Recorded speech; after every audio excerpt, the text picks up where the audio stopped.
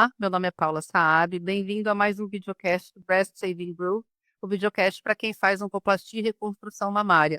Hoje estamos aqui para a discussão de mais artigos, estou acompanhada da minha querida amiga Camila Loureiro, e escolhemos um artigo que tem sido muito conversado, o tema que tem sido muito conversado, né, nos últimos congressos, nas últimas exposições, nos estandes de exposição dos últimos congressos, para a gente trazer para a nossa realidade uma coisa que está crescendo, que está sendo cada vez mais utilizada e que não são todas as pessoas que têm experiência nisso. Eu, inclusive, estou muito interessada em aprender mais sobre essa técnica, sobre essa prática que a gente vê cada vez mais comum dentro do centro cirúrgico dos maiores hospitais aqui no Brasil. Então, o tema escolhido foi o uso da indocianina verde, ou verde de indocianina, para fazer a angiografia e o mapeamento de vasos sanguíneos antes da mastectomia poupadura de pele, né, Cá?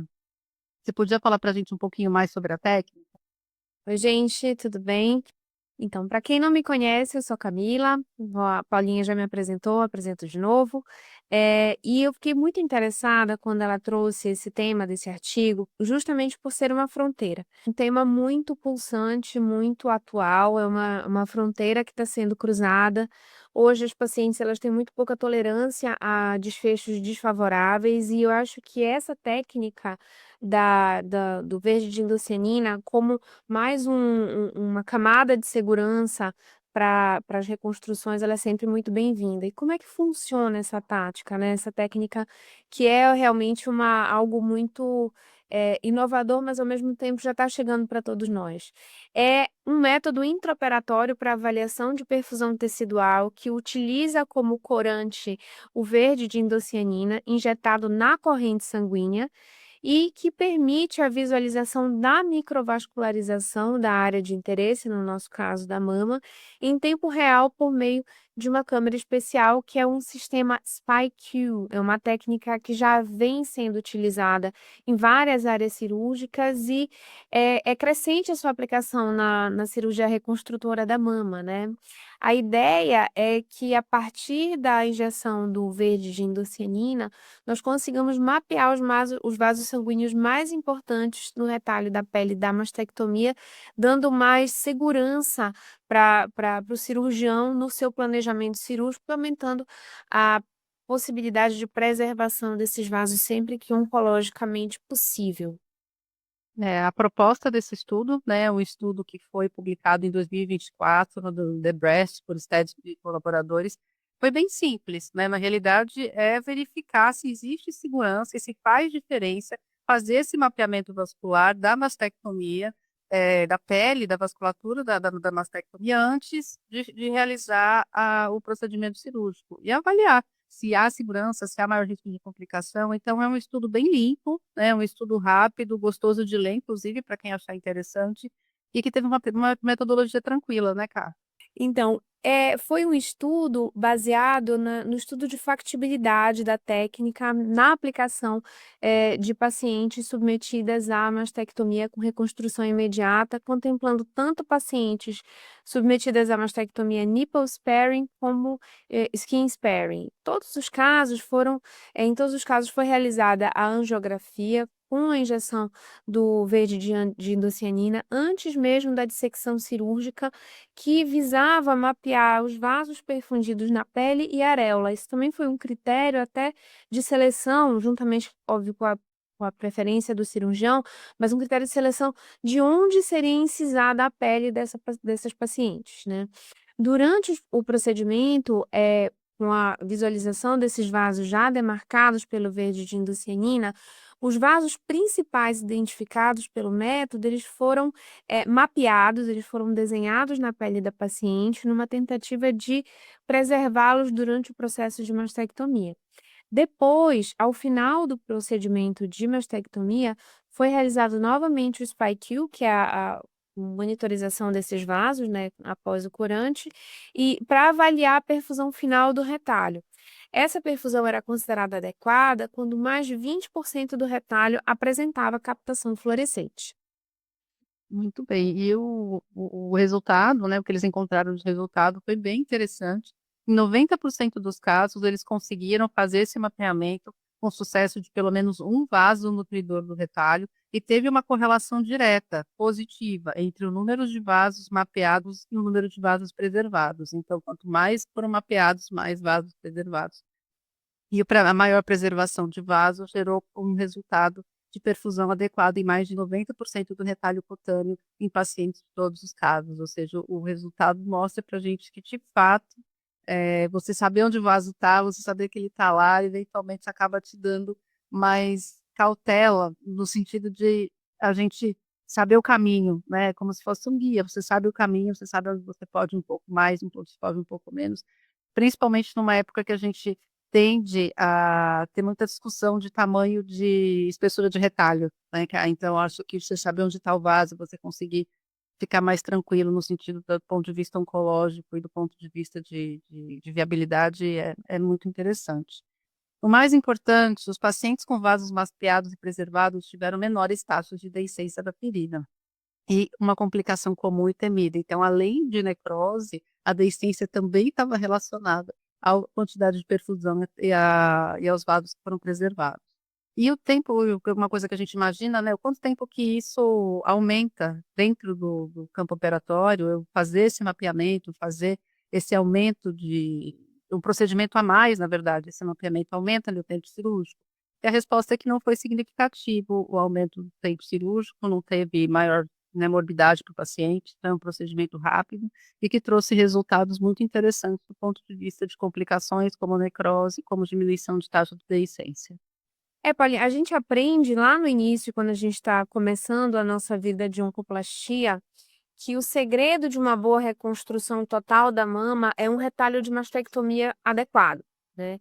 E isso é um desafio, principalmente quando a gente tem pacientes que são fora do padrão, ou tem um retalho muito espesso, ou uma mama muito adiposa, ou às vezes até paradoxalmente uma mama muito pequenina, mas muito densa, com muito tecido mamário. Então, a gente ter, e essa é a principal implicação desse estudo, né?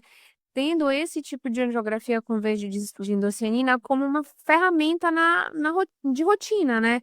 Que pode ser aplicada rotineiramente nas mastectomias poupadoras, sobretudo nessas reconstruções imediatas, né? Que, dependendo inclusive do perfil da paciente, podem ser pacientes que já têm um perfil de vascularização mais deficitário, né? Então, seria uma forma de nós aumentarmos a segurança das nossas cirurgias, reduzindo a chance de ter desfechos desfavoráveis por eventos isquêmicos, reduzindo a chance de reoperações e complicações por necrose e infecção.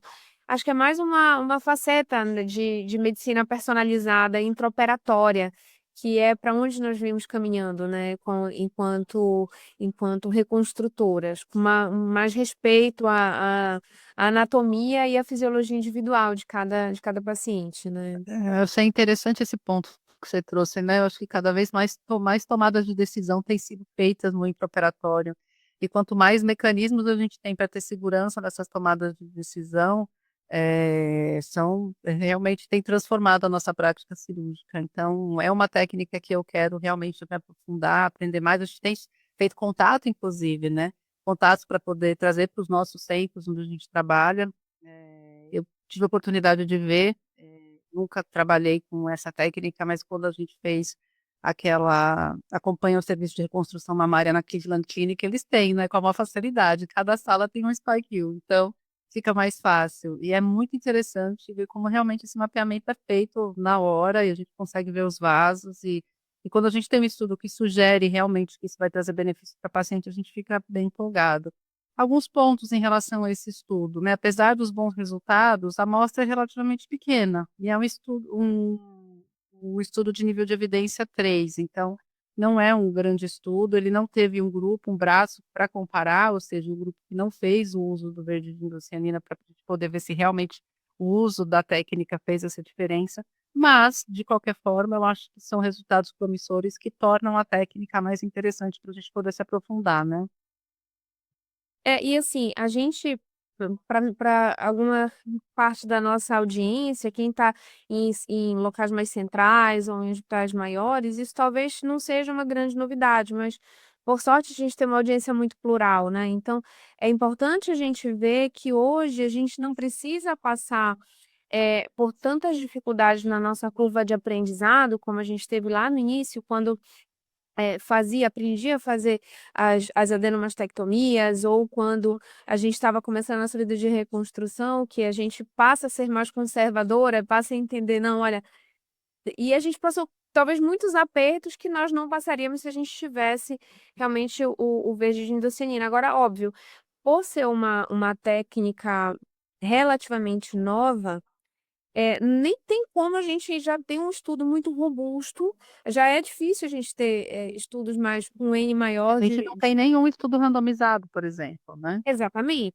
exatamente, a gente não tem, mas esse é o momento de começar a desenvolver esses estudos, então talvez seja até um chamamento para quem já tem disponível no seu serviço: "Vamos lá, vamos Colocar em compilar prática, esses". porque tem muitos centros que têm, né, mas não é utilizado. É. Exatamente, exatamente. Vamos ampliar aí o espectro e vamos publicar, né, vamos ver realmente a aplicação disso na vida real. Então, eu acho que Sim. é muito interessante e principalmente vendo que é um estudo que tem baixa morbidade, é uma técnica que tem baixa morbidade, que teve impacto pequeno no tempo cirúrgico, teve o impacto, mas não foi um impacto muito significativo, no tempo cirúrgico habitual dessa equipe, não houve um grupo controle, mas pela descrição técnica, foi um aumento muito pequeno no tempo operatório, e principalmente priorizar, caso isso não seja, disponível para todo mundo, priorizar em pacientes com maior risco vascular, né, especialmente tabagistas, diabéticas e pós-radioterapia, mas fiquei muito animada e colocar em prática, né, e utilizar quando tiver oportunidade. É, perfeito. Eu acho que como a gente tinha dito, é um estudo simples, um estudo clean, que traz essas informações. A gente tem tido acesso a equipamentos nos estandes dos congressos, né, aos representantes que procurar. Eu acho que, cada vez mais frequente vamos encontrar esse tipo de aparelho no centro cirúrgico, então eu acho interessante que a gente conheça a técnica e que a gente, na primeira oportunidade, se aprofunde e consiga trazer para nossa prática, porque quanto mais seguro o nosso retalho, mais feliz nós vamos ser, né, cara. Eu acho que quanto mais a gente menos a gente conseguir complicar o pós-operatório, trazendo mais segurança para paciente, principalmente em relação à necrose e deiscência, essas cirurgias que eventualmente a gente acaba perdendo o sono nos primeiros pós-operatórios, eu acho que é melhor para o paciente, é melhor para a gente. E a técnica é interessante. A princípio, o investimento é um investimento no aparelho, né, o verde de endocianina é um corante de preço acessível, e o aparelho ele pode ter outras funções, não só a função para o mapeamento de retalho de mama. Então eu acho que a gente consegue negociar com os seus pais, que a gente trabalha para realmente fazer o estudo de viabilidade e tentar trazer esse equipamento para a nossa prática. E para reduzir realmente, como você falou, as noites insônias, né, porque quando a gente está começando a oncoplastia, a gente acha: "Ai não, esse nervoso que a gente está passando aqui é só agora, daqui a pouco passa". Mentira, a gente vai fazendo reconstruções cada vez mais complexas, cada vez mais refinadas, cada vez mais conservadoras, e o nosso sono permanece horroroso, porque a gente continua se angustiando e se preocupando, e a viabilidade de tecidos é com certeza um dos focos de preocupação. É isso aí. Então agradeço vocês que estiveram aqui com a gente, ouvindo ou assistindo o nosso videocast. Espero que tenham gostado da nossa discussão de hoje e até a próxima. Até a próxima, gente. Um beijão. Tchau.